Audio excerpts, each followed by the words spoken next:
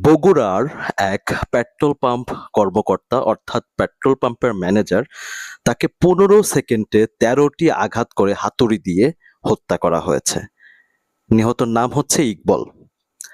আর এটা বগুড়ার petrol pump কর্মকর্তার হাতুড়ি দিয়ে হত্যা, 15 সেকেন্ডে 13টি আঘাত।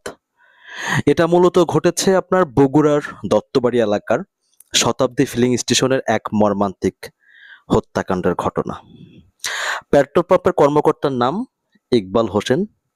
তাকে হাতুড়ি দিয়ে এলোপাথারি ভাবে হত্যা করা হয়েছে। এ ঘটনায় পুলিশ রতন নামের এক কর্মচারীকে গ্রেপ্তার করেছে।